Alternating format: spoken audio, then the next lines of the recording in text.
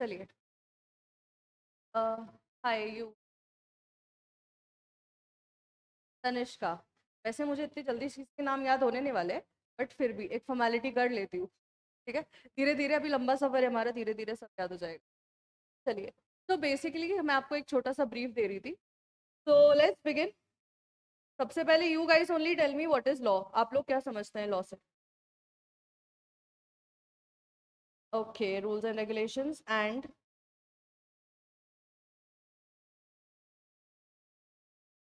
देखो भाई, मैंने पहले ही वो दिन बोल दिया था कि मुझे एक इंटरैक्टिव सेशन चाहिए। तो आई वांट सब लोग बोलो। मैं यहाँ पे किसी को जज नहीं करने बैठी हूँ। बकवास से बकवास आंसर भी दोगे तो आई अप्रिशिएट दैट। ओके। तो एज सच कोई इशू नहीं है, I just want you guys to be active. Otherwise law का लेक्चर है, बोर हो जाओगे। मैं होने नहीं देती हूँ वैसे बच्चों को, मेरा 5 साल का एक्सपीरियंस है ये। बट फिर भी बोलते रहो व्हाट इज लॉ। चलो। एक स्टूडेंट ने तो मुझे बोल दिया क्या होता है rules and regulations. Okay. Anyone else? ओ, क्या कर रहे हो यार भाई? कानून ही बोल देता कोई तो। फिर मैं बोलती तुम्हें कि हिंदी नहीं बोला है मैंने। नीड्स के हिसाब से चेंज हो सकता है। Okay, that is amendments. Clear? You know what is, मतलब मेरे हिसाब से व्हाट इज लॉ। ये सब तो ठीक है, ये भी गलत नहीं है, ये भी गलत नहीं है। अकॉर्डिंग टू मी लॉ होता है सॉल्यूशन। ऑब्वियसली सॉल्यूशन किसका? किसी प्रॉब्लम का। मैंने अभी आपको बोला कि हम लोग एक प्रैक्टिकल एस्पेक्ट रखेंगे। प्रैक्टिकल एस्पेक्ट रखेंगे मतलब आपकी प्रैक्टिकल लाइफ से हम लोग एग्जांपल्स उठा करके पढ़ेंगे, तो हम लोग वैसे समझेंगे। शुरू करते हैं। कोई लोग तारक मेहता देखता है क्या? पुराने वाले। अभी मेरे को, मैं नॉर्मली जब भी कभी क्लास में स्टूडेंट से ये बात पूछती हूँ तो स्टूडेंट्स मुझसे बोलते हैं मैम पुराने वाले देख। इसलिए मैंने पहले ही बोल दिया। You know Bhide very well ना। नए पुराने दोनों देखते हो तुम, ठीक है? बात मत करना मेरे साथ के बाद। चलो। तो अब you know Bhide very well ना, भिड़े के जमाने का लोग। तो लेट्स टेक एन एग्जांपल। भिड़े के जमाने में चलते हैं जब गाड़ियां वाड़ियां नहीं हुआ करती थी। ठीक है। तो क्या कभी तुमने सुना है, sorry I forgot your name, what's your name? Aditya and Vinayak. ठीक है। क्या तुमने कभी सुना है कि यहाँ से आदित्य चल के आ रहा है, यहाँ से विनायक चल के आ रहा है, चल के आ रहा है, दोनों टकरा गए? ठीक है। दोनों का एक्सीडेंट हो गया, दोनों की हालत गंभीर। क्या हमने कभी ऐसा सुना है क्या? हमने प्रॉब्लम बनाई? क्या बनाई? गाड़ियां? यस और नो? व्हीकल्स? यस और नो? उससे प्रॉब्लम क्या होने लगी? एक्सीडेंट्स। अब हमें चाहिए था इस समस्या का समाधान। यस और no? Okay, well and good. अभी अभी तुमने देखा है थोड़ा सा ज्यादा टेंशन चल रहा है इंडिया पाकिस्तान में। हम एमपी वालों को पता नहीं पड़ रहा है। ठीक है, हम लोग सबसे एकदम बीच में आए हुए हैं ना। कोई लफड़ा नहीं, कोई घोटाला नहीं। अच्छा, सब इंदौर से ही है क्या? हाँ? कोई बाहर से? आप दोनों बाहर से हैं? कहाँ से हैं? ओ, ओके, गुड। ठीक है, फिर भी इंदौर में आपका स्वागत है। ठीक है। चलिए। तो ठीक है, एक्सीडेंट्स हो गए। अब एक्सीडेंट्स तो हो गए, अब हमें चाहिए था इस समस्या का क्या? समाधान। हमने क्या करा है? एक रूल बुक बना ली।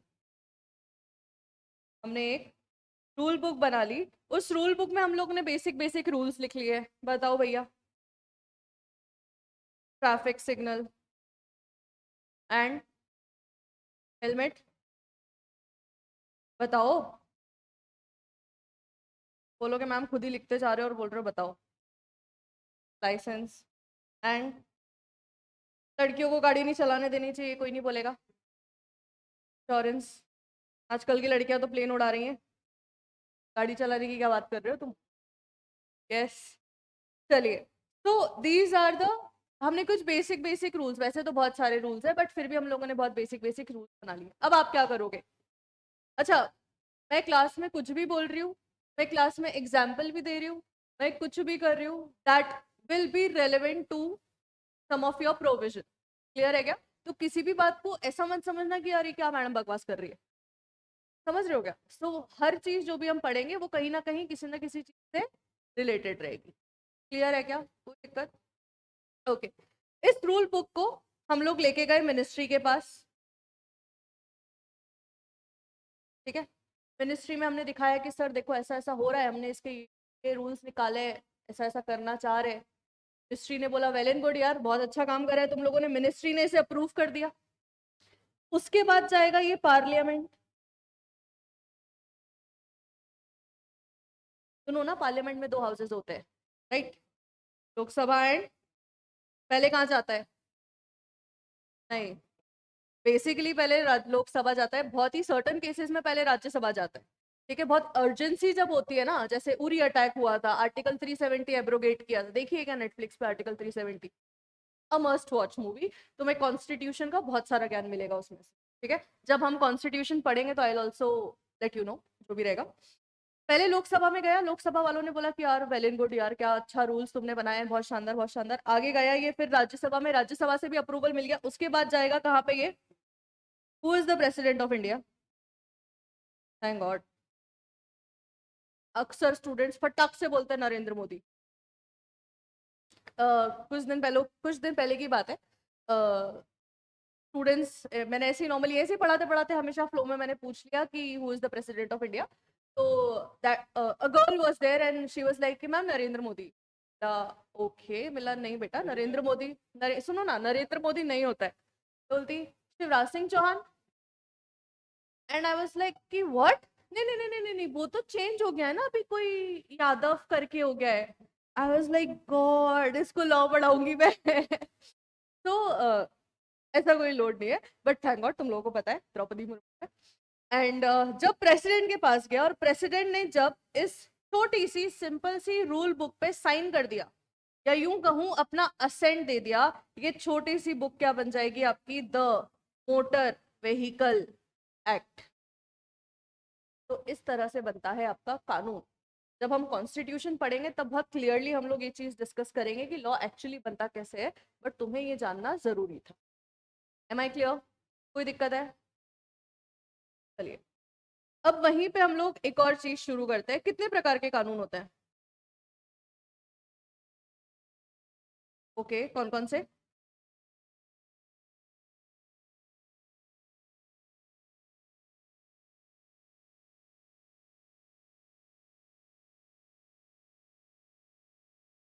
गुड, बाय द वे यहाँ तक सब सही था। कौन था ये कंपनी वाला? चलो, दिख रहा है ना तुम लोगों को, बहुत ऐसा डल सा लग रहा है क्या?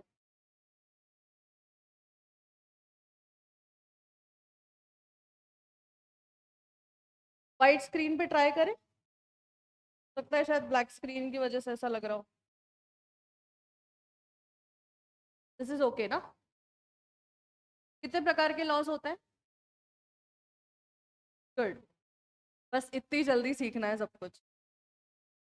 एक होता है सिविल, एक होता है क्रिमिनल, और एक होता है कॉमन। शुरू करते हैं क्रिमिनल लॉ से। क्रिमिनल लॉ मतलब क्राइम, यस और नो?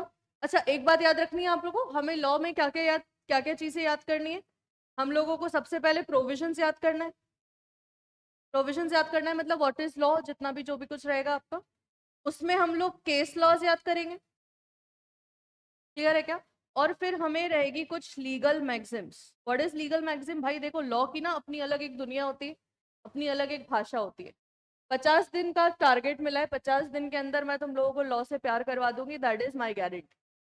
ठीक है, तुम लोग भी एकदम एक्सपर्ट हो जाओगे कि भैया ठीक है, क्या बोल रहे हो आप, हमें भी पता है विजिलेंटी बस, नॉन डोरमेंटी बस, जूरा सबवेनेंट का मतलब क्या होता है। अभी सुन के ऐसा लगा होगा ये क्या हुआ, बट आएगा धीरे धीरे। ठीक है, तो लीगल मैक्सिम्स याद करनी है। लेक्चर्स का वो क्या रहेगा, आपके रेगुलर लेक्चर्स आपको रेगुलरली अटेंड करने हैं। ठीक है, एक रिविजन रखेंगे हम लोग, ऑल्सो आपके रेगुलरली होते रहेंगे टेस्ट एंड प्रैक्टिस। क्लियर है क्या? हम आपको इतनी प्रैक्टिस शीट्स करवा देंगे कि जितनी गलती आपको करना है वो आप यहीं कर लो, एग्जाम में गलती करने का कोई चांस ही नहीं। Am I clear? ठीक है, तो क्रिमिनल मतलब क्राइम, ठीक है, और वहीं पे सिविल का मतलब क्या होता है? नॉट अ क्राइम, में जेल नहीं होती है। ओके, ठीक है, गुड। अब यहाँ पे 2 लीगल मैक्सिम मैं आपको बताती हूँ. जस इन पर्सोनम एंड दिस इज जस एम. जस इन पर्सोनम का मतलब क्या होता है? किसी एक पर्सन को अफेक्ट करता है. मान लेते हैं, लेट्स टेक एन एग्जांपल. मैंने बोला था सारी चीजें रियल लाइफ एग्जांपल से उठाऊंगी. मैं हूं, मैंने किसी कंपनी के साथ कॉन्ट्रैक्ट करा, किसी पर्टिकुलर इंसान के साथ कॉन्ट्रैक्ट करा. उस बंदे ने कॉन्ट्रैक्ट ब्रीच कर दिया, उससे तुम्हें कोई फर्क पड़ेगा क्या? You get affected. तुम दुख मनाओगे, अरे दिशा मैडम का इतना बड़ा नुकसान हो गया, ऐसा कुछ करने वाले होगे तुम लोग?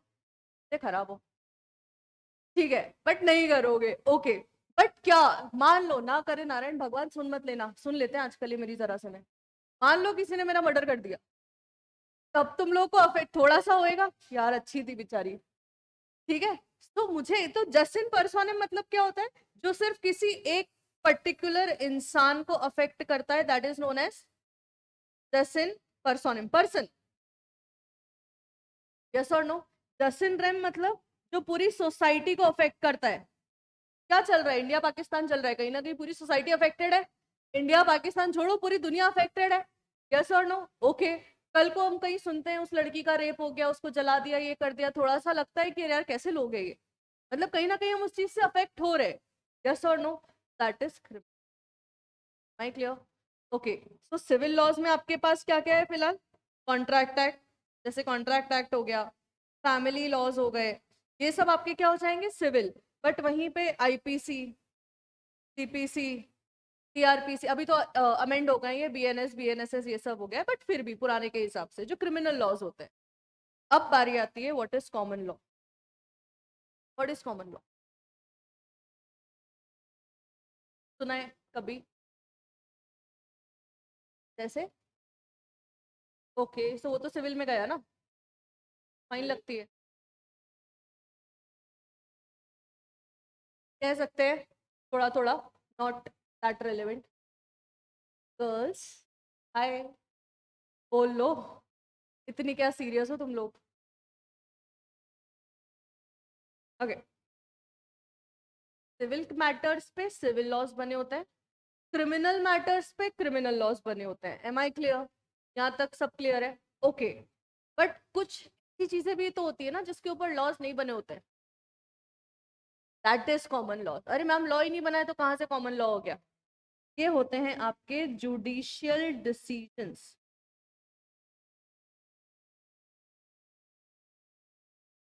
कभी कभी क्या होता है ना, जब कुछ कुछ मैटर्स पे लॉज नहीं बने होते हैं, तो उन मैटर्स पे आप क्या करते हो? कोर्ट में केस जाता है. जज साहब यूं थोड़ी बोलते हैं कि भाई मुझे नहीं पता, इस पे कोई लॉ नहीं बना है, मैं नहीं जानता क्या डिसीजन देना. वो तो डिसीजन देते हैं ना. तो वो डिसीजन फिर लॉ बन जाता है, उसी को तो हम लोग केस लॉज बोलते हैं, कि कौन से केस से कौन सा लॉ बना है. अभी एक चीज बताती हूँ, एक रियल लाइफ एग्जांपल देती हूँ. अभी कुछ दिनों पहले की बात है. घर में 4 भाई थे, let's say A B C and D, ठीक है. उनकी 4 बीवियां थी, मतलब एक एक की एक, टोटल में 4, ठीक है. F H. चारों भाइयों ने एक साथ चारों बीवियों के खिलाफ कोर्ट में डिवोर्स पिटीशन फाइल करा. चारों भाइयों ने एक साथ अपनी अपनी बीवियों के खिलाफ पिटीशन फाइल कर दी. बहुत सिंपल सा रीजन था, क्योंकि ये चारों बीवियां जो है वो उसकी मदर को, फादर की डेथ हो गई थी शायद, मदर को साथ में रखने के लिए रेडी नहीं थी. तो चारों की चारों जो लोग हैं, जो बेटे थे उन लोगों के, उन्होंने अपनी वाइफ के लिए डिवोर्स फाइल कर दी. देख रहे हो तुम, हैट्स ऑफ टू देम. अब इसके ऊपर एज सच कोई लॉ नहीं बना है. उस दिन, उस वक्त हाई कोर्ट ने एक डिसीजन दिया था कि अगर कभी वाइफ जो है वो हस्बैंड के पेरेंट्स को रखने से मना करती है, उनका ध्यान रखने से मना करती है, तो इस बेसिस पे हस्बैंड जो है वो बहुत इजीली डिवोर्स क्लेम कर सकता है. ऑल्सो विद इन 48 आवर्स या फास्ट ट्रैक कोर्ट में आपको डिवोर्स फाइल कर दिया जाएगा. अब पहले तो ये सब नहीं था, यस और नो, बट एक केस के थ्रू आया, तो उसे बोलते हैं कॉमन लॉ. समझ में आया क्या? कोई दिक्कत है? जो फर्स्ट चैप्टर हम शुरू करने वाले हैं ना, टॉर्ट, वो भी क्या है? Common law. उसका कोई एक्ट नहीं, जैसे इंडियन कॉन्ट्रैक्ट एक्ट है, कंपनीज एक्ट है, हम सीएस रेगुलेशन पढ़ेंगे तो आईसीएसआई एक्ट है, इंडियन कॉन्स्टिट्यूशन तो खुद ही फादर ऑफ ऑल लॉज कहा जाता है। टॉर्ट का कोई एक्ट नहीं, क्योंकि वो कॉमन लॉ है, उसके सारे प्रोविजंस किसी ना किसी केस से बाहर आए। समझ में आया क्या? कोई दिक्कत है? ओके, चलिए let's begin with tort.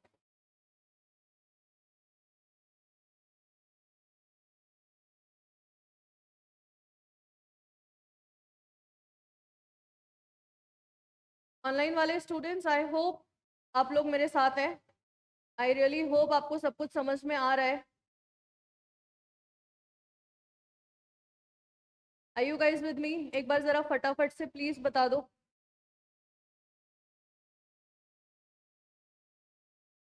Okay, Sumit, Aditya, Divya, Suhani, everyone.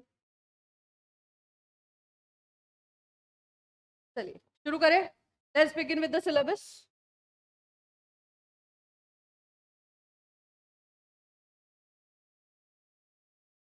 Okay, notes आप देख सकते हैं, बहुत मेहनत करी है मैंने इन पे। ठीक है, आप मॉड्यूल लेकर आए हैं, कोई मॉड्यूल में से पढ़ सकते हैं। एक बार आपका एडमिशन कंफर्म हो जाएगा, ये नोट्स आपको मिल। क्लियर है क्या? मुझे ऐसा लगता है कि इंस्टीट्यूट क्या करता है ना, अपने मॉड्यूल में बहुत सारे इररिलेवेंट सी चीजें देता है। मतलब ultimately module is the boss, but जब हम सीएस एग्जीक्यूटिव में जाएंगे ना, तो हम लोग एक बार मॉड्यूल भी पढ़ते हैं। बट अभी के लिए मुझे ऐसा लगता है कि मॉड्यूल में बहुत ज्यादा इररिलेवेंट सी चीजें दी हुई है, एक पर्टिकुलर चीज को बहुत ज्यादा एग्जैजरेट किया हुआ है। नोट्स में मैंने कोशिश करी है कि आपको थोड़ा सा इतना बताऊं जितना आपको एग्जाम में आने वाला है। ऑल्सो नोट्स में कुछ कुछ चीजें ऐसी मैंने दी है जो मॉड्यूल में नहीं है बट एग्जाम में आती है। तो मॉड्यूल में कभी भी सीएसईटी के मॉड्यूल से इतनी ज्यादा सेटिस्फाइड रही नहीं हूँ कि मैं मॉड्यूल रेफर करूँ, क्योंकि कितने बार मैंने ऐसा देखा है, कितने अटेम्प्ट में मैंने ऐसा देखा है। अब जैसे हम कंपनीज एक्ट वगैरह पढ़ते हैं, तो उसमें 1 पर्सन कंपनी है, तो इन लोगों ने सिर्फ इतना लिख करके छोड़ दिया है, what do you mean by 1 person company? Means company having single person as a member. But उसके लिए ये लोग इतने सारे क्वेश्चंस पूछ लेते हैं कभी कभी, वो तो बच्चों को आता ही नहीं है कि हमने पढ़ा ही नहीं। हमने क्यों नहीं पढ़ा है? क्योंकि मॉड्यूल में है ही नहीं। तो इसलिए मैं एक टॉपिक जितना मुझे आता है या जितना उसमें है, मैं आपको पूरा एक्सप्लेन, ताकि उससे रिलेटेड अगर कोई भी क्वेश्चन आ जाए तो तुम वहां लैपटॉप के सामने बैठे बैठे मुझे गाली ना बको कि मैडम ने तो पढ़ाया ही नहीं। क्लियर है क्या? I will try my best. ठीक है, एंड डेफिनेटली अगर आप लोगों ने मेरा साथ दिया है तो हम लोग कर लेंगे। ऑनलाइन वाले स्टूडेंट्स, अच्छा एक बात और आप लोगों से, एक लिटरली एक रिक्वेस्ट है। CS is a professional course. CSEET CS executive के सामने कुछ नहीं है। समझ लो, CSET is a drop and CS executive is a ocean. इतना सिलेबस है उसका। तो मैं आप लोगों से सिर्फ इतना बोलना चाहती हूँ कि अपने आप को इस गलत फहमी में मत डालना कि CSET इतना ईजी है तो एग्जीक्यूटिव भी वैसे ही हो जाएगा। आपको वहां पे मेहनत करनी होती है, डोंट वरी। आपकी क्लास बहुत अच्छी है, ठीक है, सब एकदम हाथ एकदम जी तोड़ मेहनत करेंगे और अच्छे से क्लियर करवाएंगे। रिजल्ट भी अच्छा आता ही है डीजेसी का, आपको तो पता ही है। तो यस, एक चीज है, सारे सब्जेक्ट्स में आप ये चीज फॉलो कर लेंगे तो बहुत अच्छा रहेगा। डेली का डेली पढ़ते हुए चलो। आज मैंने आपको जितने टॉपिक्स करवा दिए, आपको उतने कर लेने हैं। घर पे आप अच्छे से याद कर लोगे तो क्या होगा, मेरे साथ साथ आपका सिलेबस खत्म हो जाएगा, मेरे साथ साथ आपका रिविजन खत्म हो जाएगा, एंड एग्जाम तक में you will be like super confident, not over confident. Clear है क्या? चलिए let's begin with the taught. What do you mean bye taught? Taught means, thank you so much. तो भैया देखो, इन लोगों ने ना बेसिकली टॉट का मतलब बताया है रॉन्ग। रॉन्ग मतलब गलत। भाई तुम चलते चलते किसी पट्टे से दोस्ती यारी में चलता नहीं है, आपने यूं भी कर दिया, दैट इज रॉन्ग। तूने ऐसा कैसे करा यार, हट, मेरा इज्जत के कचरे हो गए, लड़की के साथ बैठा था मैं, तूने ऐसा कैसे कर दिया? समझ रहे हो बात को? That is also wrong. आपने किसी को देख लिया, जैसे लड़कों सुन लो, इधर ऑनलाइन वाले लड़कों सुन लो, किसी लड़की को तुम देख भी रहे हो और उसे वो नहीं पसंद आ रहा है, वो तुम्हारे ऊपर केस कर सकती है। समझ रहे हो क्या बात को? ठीक है, लड़कियां तुम भी सुन लो, बस घड़ी में टाइमर लगा के चलना। ओके, तो अच्छा, एक मैंने मेरे स्टूडेंट्स को एक चीज बताई थी कि जब भी कभी आप किसी लड़की को देखोगे तो 13 सेकंड से ज्यादा नहीं देख सकते। अब स्टूडेंट्स का दिमाग, या यूं बोलूं लड़कों का दिमाग, वैसे एक स्टूडेंट मेरा बोलता है, ओके मैम हम 13 सेकंड तक देखेंगे, फिर एक बार नजर हटाएंगे और फिर 13 second. I am not giving you ideas, but फिर भी ठीक है। चलिए, तो टॉट मतलब क्या होता है? रॉन्ग। टॉट मतलब गलत। आप किसी के साथ कुछ भी गलत कर रहे हो, बहुत आगे। अच्छा, यहाँ पे एक बहुत छोटा सा वर्ड है रॉन्ग, बट जब हम इसको आगे पढ़ेंगे ना तो ये बहुत ज्यादा एक डीप मीनिंग लेके जाएगा कि रॉन्ग का मतलब सिर्फ कुछ गलत, मतलब क्या, किस तरह से गलत होता है। ठीक है, बट फिलहाल बेसिकली तो सिर्फ इतना याद रखो, टॉर्ट जो है ये एक फ्रेंच वर्ड है। पता नहीं इन लोगों को क्या मजा आता है लैटिन लैंग्वेज से लेने में, फ्रेंच लैंग्वेज से लेने में। सिंपल सादी इंग्लिश ले लो, बट नहीं, ठीक है। टॉट एक फ्रेंच वर्ड है जिसको इंग्लिश में हम लोग क्या बोलते हैं? रॉन्ग बोलते हैं। इसका ओरिजिन कहां से हुआ है? देखा, लैटिन लैंग्वेज के एक वर्ड टॉटम से। टॉटम का मतलब क्या होता है? ट्विस्टेड या फिर क्रूड। घपले घोटाले वाले लोग होते हैं ना, वो। तो अच्छा सुनो, आपका ना एमसीक्यू एग्जाम है, ऑनलाइन वाले स्टूडेंट जरा ध्यान से सुनना प्लीज। आप लोगों का एमसीक्यू एग्जाम है, आपको एक एक चीज पे फोकस करना है। Taught is a French word. टॉट इज अ, मैंने यूं नहीं पूछा टॉट का मतलब क्या होता है। Taught is a French word which means wrong in English. Origin कहाँ से हुआ है? लैटिन लैंग्वेज से। लैटिन का कौन सा वर्ड? टॉटम। एक बार इन लोगों ने टॉटम का मतलब आपको दिया हुआ नहीं है, बट एक बार इन लोगों ने टॉटम का मतलब भी पूछ लिया था, तब से मैंने टॉटम का मतलब बताना चालू कर दिया। ट्विस्टेड या फिर क्रूक्ड। ठीक है, दो ऑप्शंस आ सकते हैं आपके पास, तो ये दोनों में से कोई भी एक टिक करना है। दोनों आ गए तो कोई भी टिक करके आओगे सही मान लिया जाएगा। क्लियर है क्या? ओके, तो आपको जब एमसीक्यू एग्जाम में पूछा जाएगा तो वो इस तरह से पूछा जाएगा कि भैया, हो सकता है वो घुमा फिरा के कुछ भी दे दे। एक, टॉट का ओरिजिन कहाँ से आया था? बच्चों के दिमाग में सबसे पहले आता है फ्रेंच। नहीं, फ्रेंच का वो शब्द है। तो शब्द का, वो जो शब्द निकला था उसका जन्म कहाँ से हुआ था? लैटिन लैंग्वेज के एक वर्ड टॉटम से। अभी समझ में आया क्या? Taught is a French word, origin कहाँ से हुआ था? लैटिन लैंग्वेज के वर्ड टॉटम से। टॉट को इंग्लिश में क्या बोलते हैं? रॉन्ग। और टॉटम को इंग्लिश में क्या बोलते हैं? ट्विस्टेड या क्रू। क्लियर है? कोई आपत्ति विपत्ति, चाय पत्ती अगरबत्ती कुछ है? नहीं है, चलो। सी, द वर्ड टॉट is a French equivalent of English word wrong, जो कि कहाँ से आया है? लैटिन वर्ड टॉटम से आया है। तो सिंपली टॉट का मतलब क्या होता है? रॉन्ग। क्लियर है क्या? कोई दिक्कत? Okay, but every wrongful act is not a taught. आगे पढ़ेंगे इसका मतलब क्या होता है। ठीक है, तो और ये क्या है? Civil wrong. अभी पढ़ के है ना सिविल क्या होता है। कोई एक इंसान अफेक्ट हो रहा है, चल रहे हो, चलते चलते गलती से किसी का धक्का लग गया या जानबूझ के किसी ने तुमको यूं करके गिरा दिया, सामने वो दूर खड़े इंसान को कोई फर्क पड़ेगा क्या? बट किसी ने गोली मार दी तो पड़ेगा क्या? पड़ेगा ना। तो दैट मतलब क्या पड़ेगा, वो खुद भागेगा, बट वो एक अलग चीज हो जाती है। ठीक है, तो it is a civil wrong. My clear? तो it is a civil wrong. ठीक है, अब यहाँ पे आपको एक चीज और मुझे बतानी है।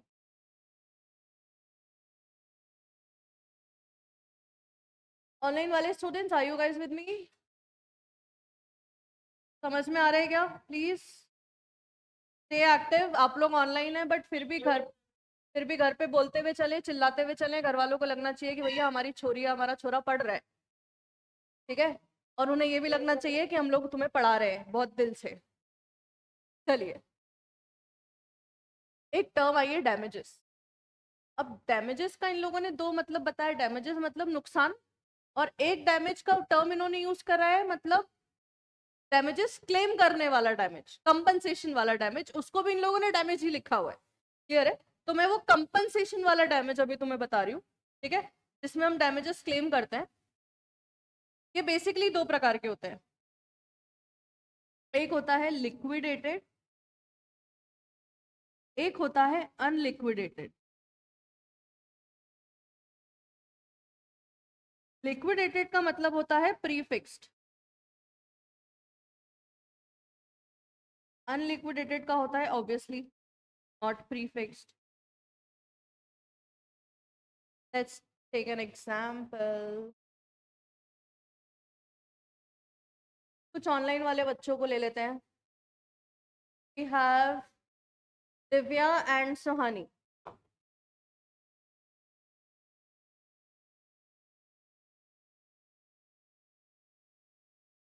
अच्छा, यह सभी घटनाएं काल्पनिक है, इसका वास्तविकता से कोई संबंध नहीं है। जस्ट इन केस अगर आपको मेरा कोई एग्जाम्पल ऑफेंड कर जाता है तो आप प्लीज मुझे बोल दीजिएगा, मैं आपका एग्जाम्पल नहीं लूंगी। क्लियर है क्या? क्योंकि कभी कभी मैं मजाक मजाक में बहुत ज्यादा बोल जाती हूँ, बट वो अनइंटेंशनली रहता है। क्लियर है क्या? मेरे मन में किसी के लिए भी कोई ऐसा वो नहीं रहता है। तो we have Divya and Suhani with us. ठीक है, अब ये जो दिव्या है, दिव्या ने सुहानी के साथ कॉन्ट्रैक्ट करा, तो भी करा होगा, सीएस बन गई है दोनों। सीएस बनने के बाद मान लो दिव्या आईपीआर में डील कर रही है, सुहानी जो है ऑडिट कर रही है, साथ में कॉन्ट्रैक्ट कर लिया कि चलो भाई ये कंपनी का काम हम साथ में करते हैं। अब दिव्या को सुहानी के ऊपर पूरा भरोसा था, पूरा भरोसा था, इतना ज्यादा भरोसा था कि ये बंदी कॉन्ट्रैक्ट तोड़ेगी ही तोड़ेगी। जब आप अपने दोस्त को बहुत अच्छे से जानते हो तो आपको पता होता है कि ये क्या कर सकता है क्या नहीं कर सकता है। तो ठीक है सुहानी, ये सब एक मजाक चल रहा है, ठीक है, प्लीज डोंट गेट ऑफेंडेड। ये तो पता चला पहले दिन ही, पहले लेक्चर में इसने जाके मेरी कंप्लेंट कर दी। ओके, अब ठीक है, सुहानी सॉरी कौन थी, दिव्या। दिव्या को पूरा भरोसा है सुहानी कॉन्ट्रैक्ट ब्रीच करेगी। इसने क्या करा, अपने कॉन्ट्रैक्ट में एक क्लॉज डलवा दिया। क्या क्लॉज डलवा दिया? कि जिस भी इंसान ने कॉन्ट्रैक्ट ब्रीच करा है उसको दूसरे इंसान को 5 लाख रुपए की पेनल्टी देनी पड़ेगी। क्या इन लोगों ने टॉर्ट होने के पहले ये डिसाइड कर लिया है कि किसको कितनी क्या पेनल्टी देनी है? इसी को बोला जाता है लिक्विडेटेड डैमेजेस, जो आप पहले से फिक्स करके चलते हो। अनलिक्विडेटेड, मान लो तुम जा रहे हो, तुम्हारी कार का एक्सीडेंट हो गया, तुमने कार के ऊपर चिपका रखा है क्या, अगर किसी ने मेरी गाड़ी को ठोका तो उसको इतना रुपया देना पड़ेगा? नहीं, वो आप ऑन द स्पॉट डिसाइड करते हो कितना नुकसान हुआ है और उसके हिसाब से फिर आप सामने वाले से डैमेजेस क्लेम करते हो। यस और नो? तो वही होता है अनलिक्विडेटेड डैमेजेस, जो कि पहले से फिक्स नहीं होता है। मान लो आप रोड क्रॉस कर रहे हो, गलती से किसी गाड़ी वाले ने टक्कर मार दी, आपको चोट लग गई, तो आप कहीं ऐसे वो लेके चल रहे हो क्या कि अगर किसी ने मुझे ठोकर मारी तो इतना पैसा देना पड़ेगा? आपको चोट लगी, आपका वो इलाज करवा रहा है, तो उस ट्रीटमेंट के जितने पैसे लगे वो ऑन द स्पॉट आप डिसाइड करोगे, पहले से डिसाइड आप नहीं करके चल रहे होते हो। उसे बोलते हैं अनलिक्विडेटेड डैमेजेस। टॉर्ट में क्या होते हैं? अनलिक्विडेटेड डैमेजेस, जो कि आप पहले से फिक्स नहीं करके चलते हो, वो बाद में फिक्स है। क्लियर? कोई दिक्कत है? पक्का? Good.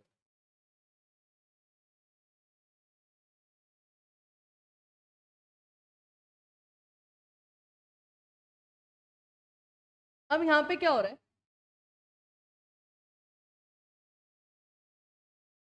कुछ डेफिनेशंस आई हैं। डेफिनेशन याद करने की आपको आवश्यकता नहीं है क्योंकि ये एक थ्योरेटिकल पेपर नहीं है, बट ये पूछते हैं। तो मैम क्या करेंगे, हम लोग कीवर्ड्स याद करेंगे। क्लियर है क्या? अच्छा, एक बात याद रखना, कौन से सेक्शन में टॉट डिफाइन किया हुआ है? Section number 2 clause M। Okay, let me tell you one thing, we have sections here, sections are followed by subsections, subsections are followed by clauses। बस इतना याद रखना है। सेक्शंस होती है एक न्यूमेरिकल वैल्यू, क्लियर? सबसेक्शंस होते हैं नंबर्स इन ब्रैकेट्स, और क्लॉजेस होते हैं अल्फाबेट्स। ये सब चीजें तुमको याद रखनी है, कल को ऐसा ना हो कि तुमसे कोई कुछ पूछे और तुम एकदम भंटा डाल कर दो और सामने वाला पूछे कि किसने पढ़ाया था रे लौते को। ठीक है, पता चला तुम मेरी इज्जत के कचरे कर रहे हो बाहर जाके। चलिए, तो अगर हम लोग ऐसा कर लेते हैं तो इसको क्या पढ़ेंगे? Section number 2 subsection 20 clause A। अभी हमारे पास आया है direct section number 2 clause M। Is it possible? Yes it is possible कि सबसेक्शन के बिना आपको डायरेक्ट क्लॉज आ जाए। क्लियर है क्या? ओके सो याद रखना है लिमिटेशंस एक्ट। जब आप सीएस एग्जीक्यूटिव में आओगे, सीएस एग्जीक्यूटिव में आपको एक सब्जेक्ट आएगा दैट इज जेआईजीएल, जो कि खुद the one and only Dushyant Jain sir पढ़ाते हैं। ठीक है, तो उसमें एक चैप्टर है लिमिटेशंस एक्ट। तो लिमिटेशंस एक्ट बेसिकली क्या बोलता है, एक छोटा सा ब्रीफ दे देती हूँ मैं। लिमिटेशंस एक्ट बोलता है कि आप सिविल केसेस कब तक कर सकते हो, आप पे लिमिट लगाता है। मान लो आज तुम्हारा कॉन्ट्रैक्ट ब्रीच हुआ, तुम 50 साल बाद जा रहे हो, भाई 50 साल बाद क्या प्रूफ मिलेगा? तो लिमिटेशंस एक्ट ये बोलता है कि 3 साल, 3 साल के अंदर केस कर लो, के बाद नहीं होगा। तो उसी ने बोला है, उसी ने टॉर्ट को डिफाइन किया है। Tort means a civil wrong which is not exclusively a breach of contract और ब्रीच ऑफ ट्रस्ट। टॉर्ट का मतलब क्या होता है? सिर्फ सिविल रॉन्ग। जरूरी नहीं है कि इसमें कोई कॉन्ट्रैक्ट वगैरह ही टूट रहा है। अभी जैसा मैंने बोला कि आपने किसी को, अरे कोई इंसान बैठने जा रहा है, तुमने चेयर खींच ली, दैट इज ऑल्सो टॉर्ट। समझ रहे हो क्या? बट यह कोई कॉन्ट्रैक्ट टूट रहा है क्या, कोई ट्रस्ट टूट रहा है क्या? ऐसा तो कोई लफड़ा नहीं है, बट सामने वाले के साथ गलत हुआ है कि नहीं हुआ है। ठीक है, तो ये बात बोलता है लिमिटेशंस एक्ट, याद रखेंगे। Tort is a French word, okay, tort is a French word and a civil wrong. कहां से आया है ये? लैटिन ओरिजिन से आया है। लैटिन का वर्ड कौन सा है? टॉर्टम। टॉर्टम को इंग्लिश में क्या बोलता है? ट्विस्टेड या फिर क्रूट। ओके ठीक है। टॉर्ट में डैमेजेस कौन से क्लेम करते हैं हम लोग? लिक्विडेटेड और अनलिक्विडेटेड। अनलिक्विडेटेड डैमेजेस जो कि पहले से फिक्स नहीं होते हैं। ओके, फिर लिमिटेशंस एक्ट के कौन से सेक्शन में टॉर्ट डिफाइन किया गया है? Section 2 clause M. चलिए, अब फिर हमारे पास यहाँ पे 3। Okay online students, am I clear? Are you guys with me? Yes ma'am. Okay, Salmond, Fraser and Winfield 3 authors हैं। तीनों ने टॉर्ट डिफाइन किया हुआ है। अब क्या क्या बोला है भैया? इसने भी वही बोला है, टॉर्ट एक सिविल रॉन्ग है जिसकी रेमेडी कॉमन लॉ में दी हुई है। ये मैंने आपको पहले बता दिया था, tort is a common law. इसका एज सच कोई एक्ट बना हुआ नहीं है। कोर्ट में आप केस करोगे, जो भी जुडिशियल डिसीजन आएगा वही आपका लॉ बन जाएगा। ओके, जिसमें आप क्या क्लेम करते हो? अनलिक्विड, सब कुछ इसने बता दिया। अनलिक्विडेटेड डैमेजेस क्लेम करते हो, जो कि ब्रीच ऑफ कॉन्ट्रैक्ट या ब्रीच ऑफ ट्रस्ट आप नहीं मानते हैं। Am I clear? ओके, तो लेट्स टेक एन एग्जांपल। अगर हम लोग इसका कुछ वो बनाए कीवर्ड्स, ठीक है, तो हम लोग ले लेते हैं 2M के लिए हम लोग ले लेते हैं ब्रीच ऑफ ट्रस्ट। ठीक है, अगर आपको किसी भी डेफिनेशन में, मतलब आपसे क्या पूछेंगे ये लोग, मैं बताती हूँ। एक डेफिनेशन दे देंगे, पूछेंगे ये डेफिनेशन किसने दी? लिमिटेशंस एक्ट ने दिए, सैलमन ने दिए, फ्रेजर ने दिए, विनफील्ड ने दिए। तो आप वो कीवर्ड ढूंढना उसमें कि वो कीवर्ड, क्योंकि जस्ट बिकॉज कि हमारा थ्योरेटिकल एग्जाम नहीं है, एमसीक्यू एग्जाम है, तो आपको पूरी डेफिनेशन रटने की जरूरत नहीं है। अच्छा, अब ये जो आपका जो सिलेबस है सीएसईटी का, वो थोड़ा सा एक एक दो दो चैप्टर, ऑलमोस्ट सारे चैप्टर्स आपको एग्जीक्यूटिव में वापस आने वाले। कॉन्स्टिट्यूशन आपको जीआईजीएल में आएगा, टॉर्ट आपको जीआईजीएल में आएगा, कॉन्ट्रैक्ट आपको जीआईजीएल में आएगा, कंपनीज एक्ट, कंपनी लॉ, पूरा सीएलपी। ठीक है, बस एक चैप्टर है सीएस रेगुलेशन जो कि नहीं आने वाला है। पहले आता था, अब नए सिलेबस में नहीं आता। तो ये सब चैप्टर आपको फिर से वहां जाके पढ़ना है। तो इतने अच्छे से यहीं पढ़ लो कि वहां पे तुम्हारा भले एक एक दो दो चैप्टर का ही सही, थोड़ा सा बोझा कम हो जाए। नहीं तो अदरवाइज वहां पे तो भाई साहब बहुत भयंकर सिलेबस। चलिए ठीक है, तो इसका ले लेते हैं ब्रीच ऑफ ट्रस्ट। सैलमन का हम लोग ले लेते हैं अनलिक्विडेटेड डैमेजेस।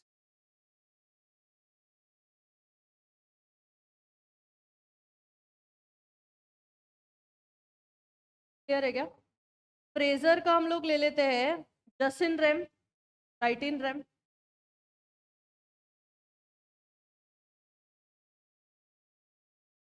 और विनफील्ड का हम लोग ले लेते हैं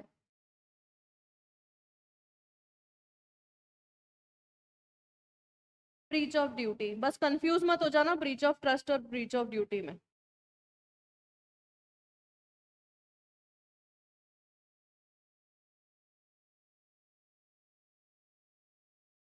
तो ये कीवर्ड्स या तो आप लिख लो कहीं कॉपी में, एक कॉपी तो निकाल लो, लगे तो सही कि भैया पढ़ रहे हैं हम लोग। ऑनलाइन वाले स्टूडेंट स्क्रीनशॉट नहीं लेना है तुमको, तुम्हारे अटेम्प्ट की कसम है। अगर मेरे किसी भी चीज का स्क्रीनशॉट लिया है तो चुपचाप बैठ के लिखो। Good job Suhani. ठीक है, तो लिखते चलना है तुम्हें।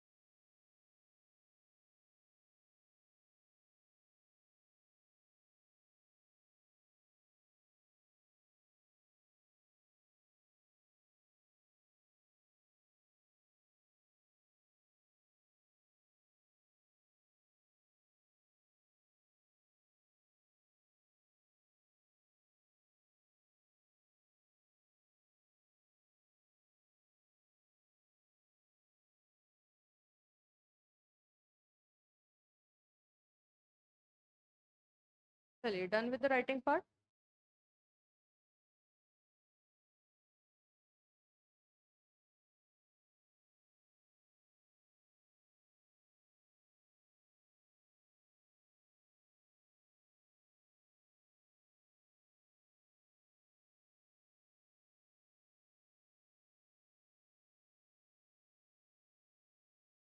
कोई दिक्कत है?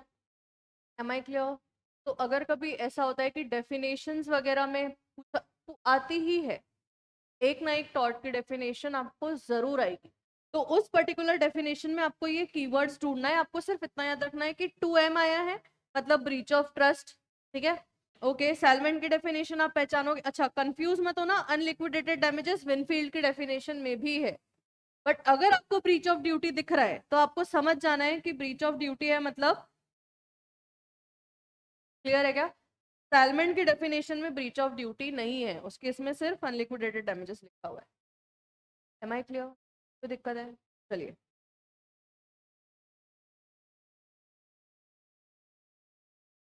टॉर्ट। ठीक है, टॉर्ट फीजर कौन होता है?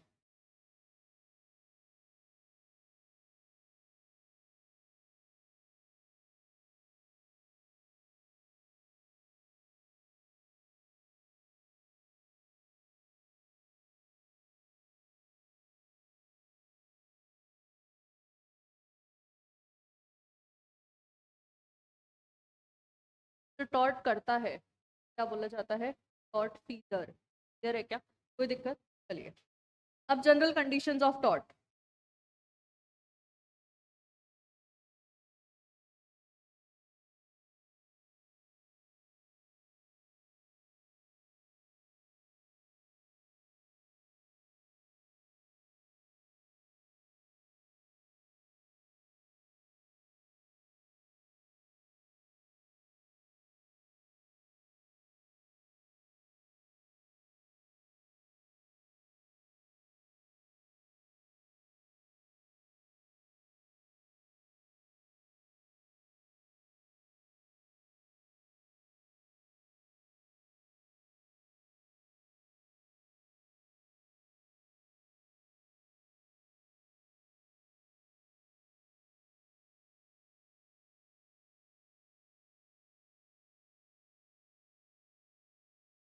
चलिए, टॉर्ट होने के लिए इन तीन चीजों की आवश्यकता होती है।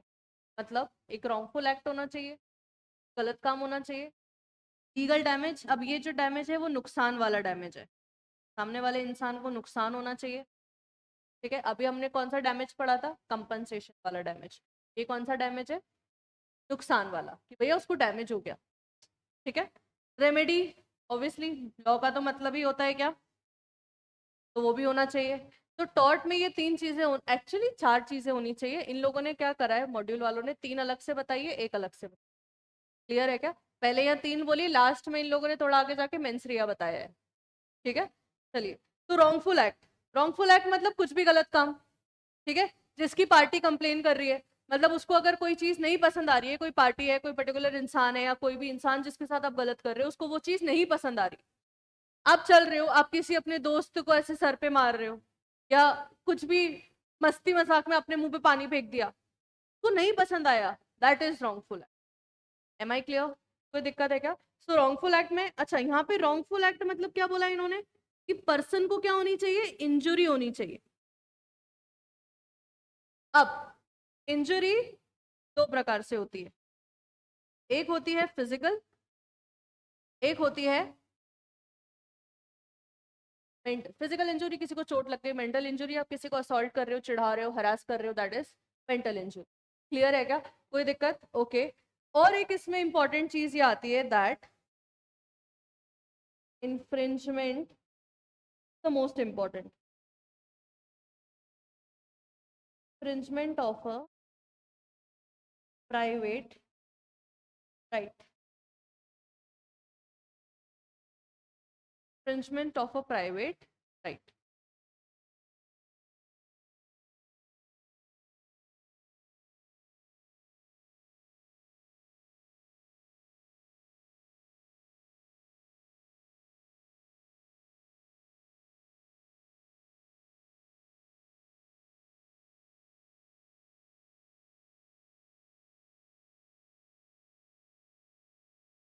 Now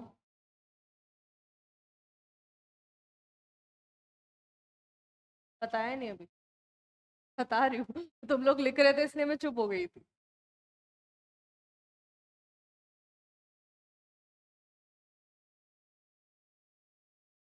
online students, are you guys with me?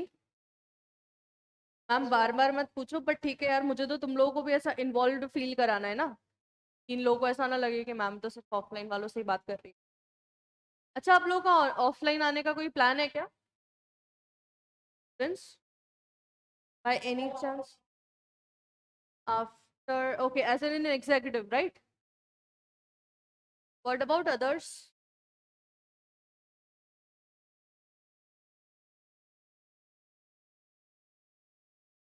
Third, today is 10th, okay cool, आ जाओ, कोई दिक्कत नहीं है। Done with the writing part क्या?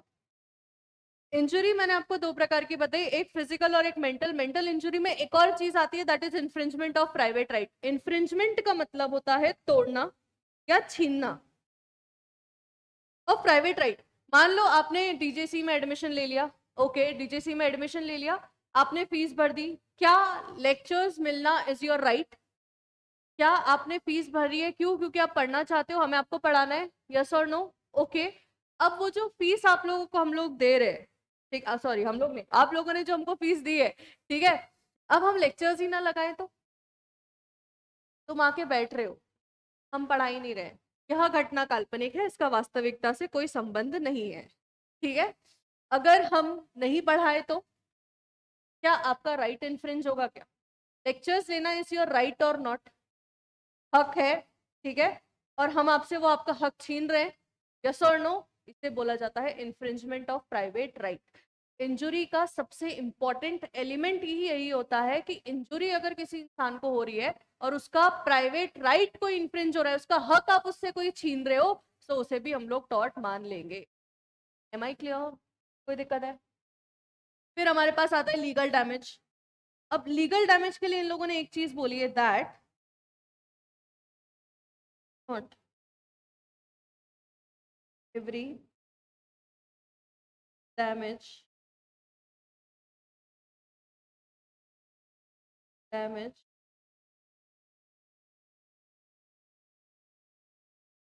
तो कानून की नजरों में हर डैमेज डैमेज हो, ये बात जरूरी नहीं।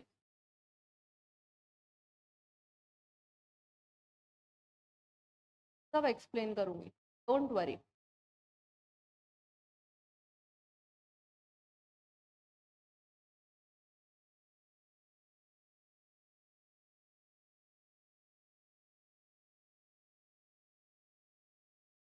दुनिया को भी मतलब मजे लेना है। दिख रहा है इंडिया पाकिस्तान की वॉर हो रही है। वो अलग बात है कि एक दिन की इंडिया की एक दिन की स्ट्राइक में पाकिस्तान कंगाल हो गया और उसको लोन लेने की जरूरत पड़ गई थी, बट आईएमएफ ने उसे लोन दे भी दिया, that too 8,000 CR, exactly billion, $1 billion, 8,000 CR। IMF ने उसे लोन दे दिया, जाओ भाई लड़ो। ऐसा नहीं, लोन नहीं देते तो फिर खैर वो पाकिस्तान की तो बहुत बुरी हालत है। इंडिया वाले थोड़े से बहुत ज्यादा सक्षम है उन लोगों से। तो पाकिस्तान का तो ऐसा है कि अगर ये जंग चल गई, 1 महीना भी चल गई, पाकिस्तान पूरा कंगाल हो जाएगा। उनके पास खाने, वैसे खाने पीने की चीजें नहीं है, अब और पूरी तरीके से खत्म हो जाएगी। चलिए, अच्छा ये वाला पॉइंट शुरू करने के पहले मैं कुछ रॉन्गफुल एक्ट्स के एग्जाम्पल हमारे मॉड्यूल में दिए हुए हैं, वो पढ़ लेते हैं। देखो,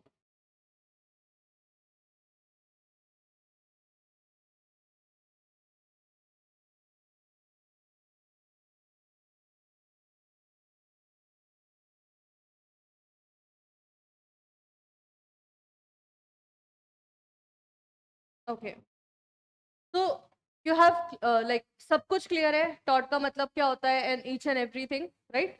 रॉन्गफुल एक्ट हम लोगों ने पढ़ लिया। रॉन्गफुल एक्ट मतलब क्या होता है? कोई भी ऐसी चीज जो कि लीगली रॉन्गफुल होती है, जिससे कोई पार्टी क्या कर रही होती है, कंप्लेन कर रही होती है। अब इस पे इन लोगों ने लीगल राइट्स इन्फ्रिंज करने का भी सब बता दिया है। आप किसी की रेपुटेशन हर्ट कर रहे हो, किसी की बॉडीली सेफ्टी, किसी के सेफ्टी, किसी की फ्रीडम, किसी प्रॉपर्टी को खराब करने की कोशिश कर रहे हो, ये सब आपका किस में आ जाएगा? रॉन्गफुल एक्ट में। अब इन लोगों ने नीचे कुछ प्रकार भी बताए हैं आपके रॉन्गफुल एक्ट के। अगर आप मॉड्यूल रेफर कर रहे हो तो मॉड्यूल में वो बहुत पीछे दिया हुआ है। पीछे जाकर के मैंने इसको थोड़ा सा नोट्स में आगे लेके आ गई हूँ, क्योंकि ऑब्वियसली बात है, टॉपिक के साथ टॉपिक पढ़ेंगे तो ज्यादा बेटर रहेगा। Battery, what do you mean bye battery? Not that battery, ठीक है। बैटरी मतलब क्या होता है? जब आप कोई direct physical application of force करते हो, दैट इज बैटरी। आपने अगर किसी इंसान को गुस्से में टच भी कर दिया, दैट इज बैटरी। कोई इंसान बैठने जा रहा है, आपने उसकी चेयर खींच ली, दैट इज बैटरी। आपने किसी के मुंह पे पानी फेंक दिया, दैट इज बैटरी। तो बैटरी मतलब किसी भी प्रकार का बिना उसकी कंसेंट के आप कोई डायरेक्ट एप्लीकेशन ऑफ फोर्स करते हो, उसे बोला जाता है बैटरी। आपने सामने वाले इंसान को टच भी नहीं करा, बट वो इंसान चेयर पे बैठने जा रहा था और आपने चेयर खींच ली, दैट इज, वो गिरा ना, यस और नो, दैट इज बैटरी। समझ रहे हो क्या बात को? कोई दिक्कत है क्या? ओके, तो चलो, अब बैटरी होने के लिए दो चीजों की आवश्यकता होती है। यूज ऑफ फोर्स, कैसे भी कर रहे हो आप, दैट टू प्लेंटिफ के बिना, कंसेंट के, विदाउट एनी लॉफुल। क्यों किया भाई? मजा आ रहा था। अरे, ये कोई बात होती है? मतलब हाँ, एक अलग चीज ऐसी होती है कि भैया चेयर पे केक रखा हुआ था इसलिए मैंने चेयर खींच दी, दैट इज ओके, कि you have a lawful justification. But मजे मजे में तुमने चेयर खींच दी, वो इंसान बैठने जा रहा था, दैट इज नॉट। ठीक है, तो इसी को क्या बोलते हैं? बैटरी बोलते हैं। कोई दिक्कत है क्या? देखो example, pushing someone, throwing something and at them, rock, सीधा रॉक, क्या एग्जाम्पल दिया मैंने, देखो रॉक या वाटर आप फेंक रहे हो उसके ऊपर। Performing medical procedure without consent, ठीक है, that is also battery. Even touching someone's belonging like grabbing their purse be considered as battery. कोई दिक्कत है क्या? समझ में आ रहा है व्हाट इज बैटरी? ऑनलाइन वाले students, are you guys with me? समझ में आ रहा है? Okay, please it's a request, जब भी कभी तुमको कोई ऐसा कुछ लगे, हो सकता है मैं फ्लो फ्लो में आगे बढ़ जाऊं, किसी को भी जब भी कभी ऐसा लगे कोई पॉइंट नहीं समझ में आ रहा है, मुझे ऑन द स्पॉट रोक करके पूछ लो, तो फिर फ्लो फ्लो में आपको वो समझ में आ जाएगा और मैं समझा भी दूंगी। क्लियर है क्या? ओके, असॉल्ट, ठीक है। Battery, physical injury,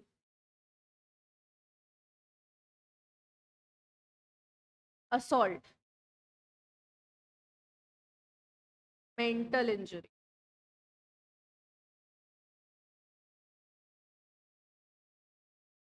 this is the basic difference between battery and assault. Ultimately दोनों में ही आप किसी के साथ कुछ गलत कर रहे होते हो।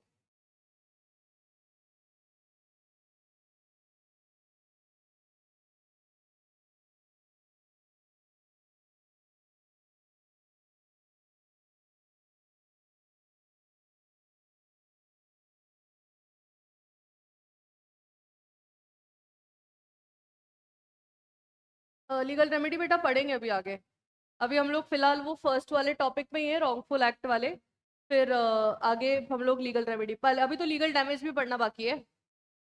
वो सिर्फ इतना सा नहीं है, डैमेज मतलब नुकसान, वो भयंकर, उसके अंदर दो मैक्सिम आ रही है, इंजुरिया साइन डैमनम और डैमनम साइन इंजुरिया। तो वो थोड़ा सा लंबा टॉपिक है, होपफुली हम वो कल ही स्टार्ट करेंगे, क्योंकि वो एक मैं लिंक, मुझे लिंक तोड़ना पसंद नहीं है।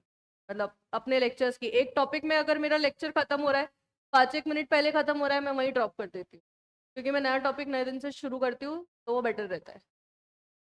चलिए, असॉल्ट मतलब क्या होता है? आप दिमाग, किसी को मेंटल इंजुरी दे रहे हो, उसे क्या बोलते हैं? असॉल्ट। ठीक है, किसी के ऊपर लोडेड गन चला देना, चलना, चलाने देना है, दिखाना, क्लियर है क्या? ओके। आप किसी को, हाँ करेक्ट, आप किसी को चिढ़ा रहे हो, आप किसी को हरास कर रहे हो, जिससे वो इंसान, ये कॉलेजेस में रैगिंग वगैरह होती है, ठीक है, तो इन सब चीजों से क्या होता है? असॉल्ट। सामने वाले इंसान के दिमाग पे फर्क पड़ता है। Am I clear? कोई दिक्कत है? ठीक है। बॉडीली हार्म, किसी को, basically this and that battery are safe. आप किसी को बॉडीली हार्म पहुंचा रहे हो, किसी को मार रहे हो जबरन में, ठीक है, okay. False imprisonment, what is false imprisonment? Tarak Mehta में एक एपिसोड है, तो याद है क्या? एक बार दया और सभी जो महिला मंडल है उनका, वो लोग उनकी कोई फ्रेंड के लिए, नहीं साड़ी शॉप नहीं रे, उनकी कोई फ्रेंड के लिए गिफ्ट लेने जा रहे होते हैं। उनकी एक फ्रेंड अमेरिका जा रही होती है, तो उसके लिए वो लोग गिफ्ट लेने जा रहे होते हैं। तो आप भाई बंदी एक्साइटेड हुई है तारक मेहता का नाम सुन के। चलो, तो वो उस पर्टिकुलर एपिसोड में क्या होता है, वो लोग गिफ्ट लेने जा रहे होते हैं। अब इन्होंने क्या करा, वो गिफ्ट उठा करके वो बंदी को दे दिया दुकान में ही, वो गिफ्ट लेकर के चली गई। इन्हें लगा 2-5 हजार का होगा, और वो लाख का निकला। अब इनके पास तो इतने पैसे हैं नहीं, वो अलग बात है कि वो दया टप्पू के पापा खड़ा है, बट फिर भी एट दैट पॉइंट उसके पास नहीं है भैया, लाइफ का एक ही गोल है अभी फिलहाल, टप्पू के पापा ढूंढना। ठीक है, ऐसे ही बनना चाहिए अपने को भी। ठीक है। तो व्हाट इज लाइक, क्या हो रहा है? ठीक है, वो बंदी तो गई, अब उनके पास पैसे नहीं थे, तो क्या उस आदमी ने उन्हें वहां अलग बिठा के रखा था, भाई जब तक पैसे नहीं दोगे तब तक जाने नहीं दूंगा। फॉल्स इम्प्रिजनमेंट मतलब ये नहीं होता है कि तुम्हें जेल ही हो रही है, वो ये भी हो रहा है कि भाई, अरे तूने चोरी करी क्या, दिखा मुझे, चल साइड में चल, खड़े हो चुपचाप, दैट इज फॉल्स इम्प्रिजन। समझ रहे हो क्या? आप किसी भी इंसान के साथ जब, भाई तुम उसकी रेपुटेशन हार्म कर रहे हो, तुम 10 लोगों के सामने बोल रहे हो उसने चोरी करी क्या, उसकी चेकिंग कर रहे हो, गलत हो रहा है उसके साथ, उसकी रेपुटेशन हार्म कर रहे हो कि नहीं कर रहे हो तुम, तो that is also taught. Am I clear? कोई दिक्कत है? तो फॉल्स इम्प्रिजनमेंट मतलब क्या होता है? रिस्ट्रेन करना on a person body. False imprisonment मतलब किसी इंसान को आप कन्फाइन कर रहे हो कि भैया वो मूव नहीं कर सकता, कुछ नहीं कर सकता, किसी गलत रीजन की वजह से, that is known as false imprisonment. कोई दिक्कत है? ऑनलाइन वाले स्टूडेंट्स कोई दिक्कत है क्या? देखो example, shopkeeper detaining a customer without evidence of theft, a hospital restraining a patient. Hospital वाले पहले पैसे दो फिर ही जाने देंगे, that is also false impression. Clear है क्या? चलो, किसी को पुलिस वाले अरेस्ट कर रहे हैं without a valid warrant, that is also false impression. वो झूठे केस में आजकल फंसा देती है ना लड़कियां। चलो, malicious prosecution, again this is same, but ये malicious का मतलब होता है बैड इंटेंशन, प्रोसिक्यूशन का मतलब होता है केस।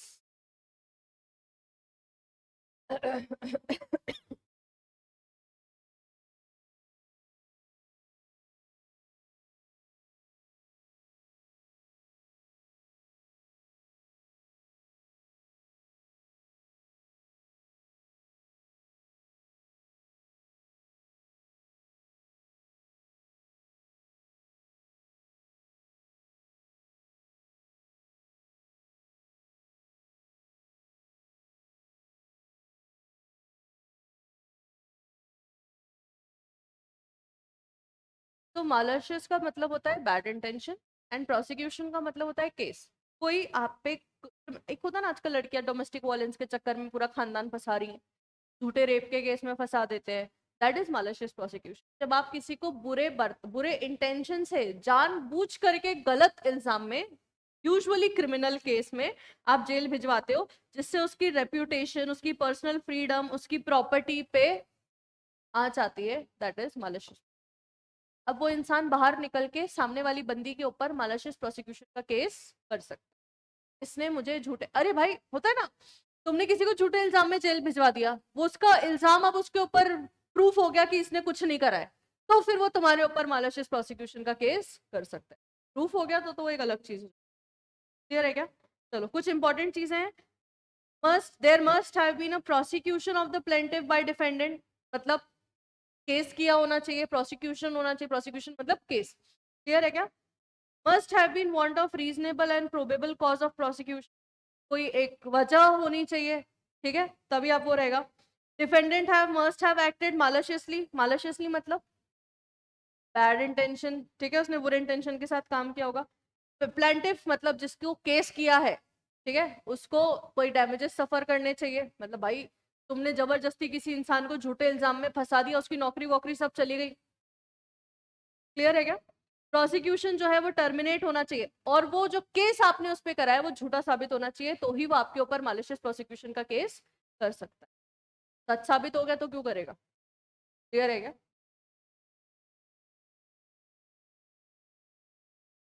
पढ़ लो एग्जाम्पल एक बार फटाफट।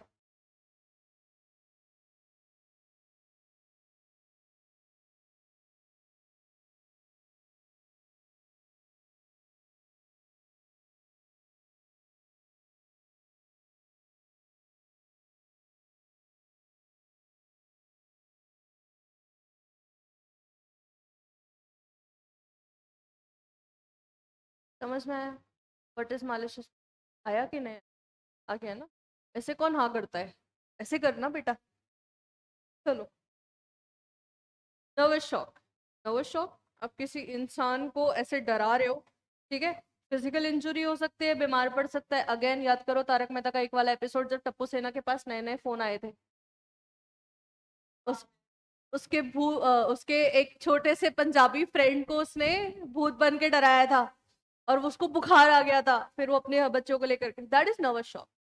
आप किसी को डरा रहे हो, की वजह से उसको शॉक लगा है और वो बीमार पड़ रहा है, दैट इज नर्वस। क्लियर है क्या? कोई दिक्कत? ठीक, एग्जाम्पल्स देख लो एक बार।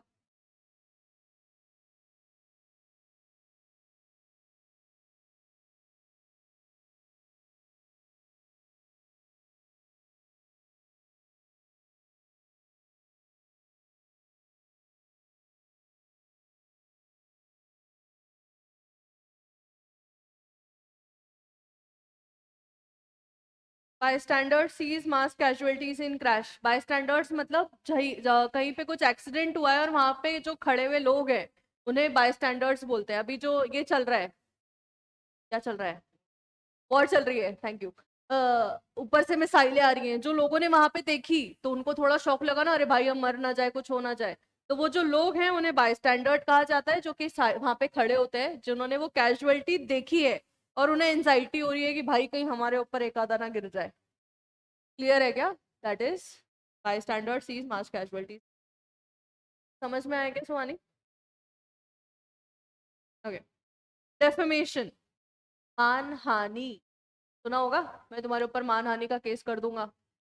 आप कोई फॉल्स स्टेटमेंट देते हो, जिस फॉल्स स्टेटमेंट से सामने वाले की रेप्यूटेशन अफेक्ट होती है।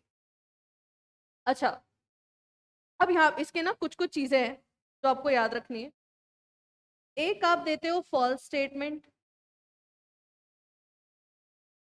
ठीक है, false statement that harms the reputation of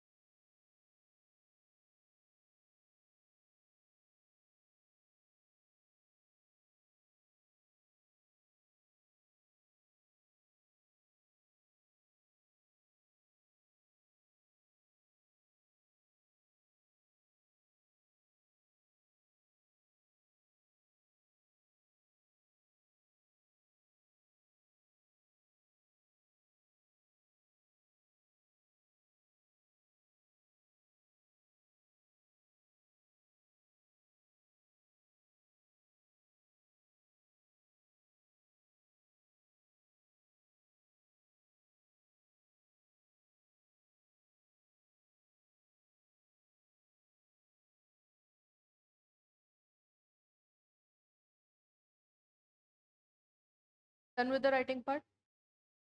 defamation में आपको ये तीन चीजें याद रखनी है।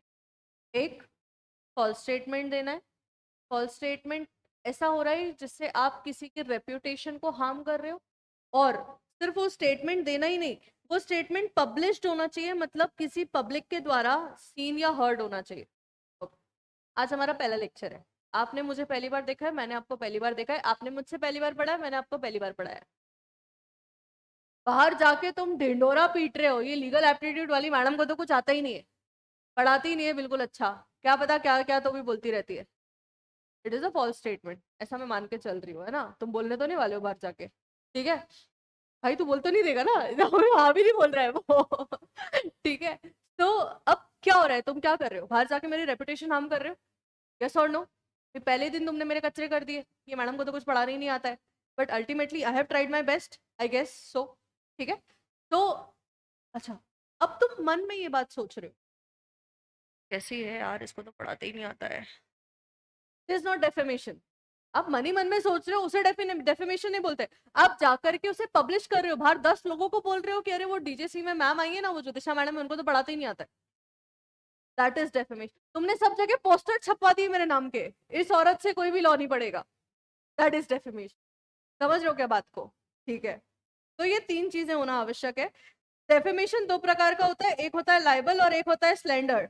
लाइबल मतलब क्या होता है, परमानेंट फॉर्म में होता है, पोस्टर छपवा दिए तुमने सब जगह मेरे। स्लैंडर मतलब जाके बोल रहे हो, बाहर खड़े हो गए, कोई भी स्टूडेंट आ रहा है सीएससीटी में, अरे लीगल एप्टीट्यूड मतलब अटेंड करो, ये मैडम को आता नहीं पढ़ाते। That is slander.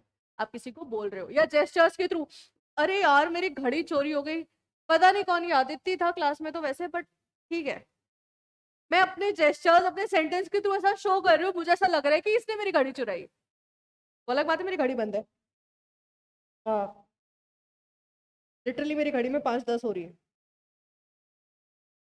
समझ रहे हो क्या बात को? बोल करके, लिख करके, जेस्चर्स के थ्रू जब आप किसी को कुछ ऐसा बोलते हो, उसे डेफेमेशन कहा जाता है। कोई दिक्कत है? याद रखना, punishment for libel is more severe than for slander. Defamation India में टॉर्ट भी है और क्राइम भी है। क्लियर है क्या? एग्जाम में ये क्वेश्चन आईसीएसआई का फेवरेट है। वो पूछते हैं कि किसकी सजा ज्यादा सीवियर होती है, लाइबल की या स्लैंडर की? तो पता होना चाहिए भैया, परमानेंट फॉर्म में तुमने सब जगह छपवा दिया, बोल करके तो इंसान एक बार में सुना नहीं सुना बोल के भूल गया, दुनिया भर में पोस्टर छपवा दी, इस औरत से कोई भी लॉ नहीं पड़ेगा, तो फिर चंपक चाचा के छपे थे कि नहीं छपे थे? मेरा हर एग्जाम्पल तारक मेहता से रहता है, ठीक है? तो बच्चों को बहुत ज्यादा रिलेवेंट, एकदम जल्दी से उसको पकड़ भी लेते हैं। तो जब चंपक चाचा के पोस्टर छपे थे भाई साहब, क्या हुआ था वो भी, कितनी तकलीफ बड़ी थी। इसलिए लाइबल की जो पनिशमेंट है वो स्लैंडर से ज्यादा सीवियर होती है। कोई दिक्कत है क्या? समझ में आया है क्या? पक्का? चलिए, that's it for today I guess. बहुत पढ़ लिया आज हम लोगों ने। हाँ, चलो 3 मिनट बातें करते हैं।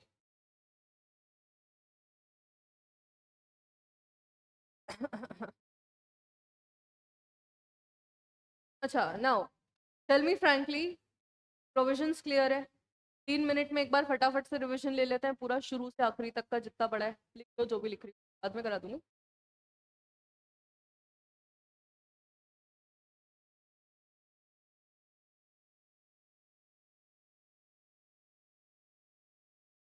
यार बेटा, ये आपको एक बार ऑफिस में पूछना पड़ेगा कॉल करके।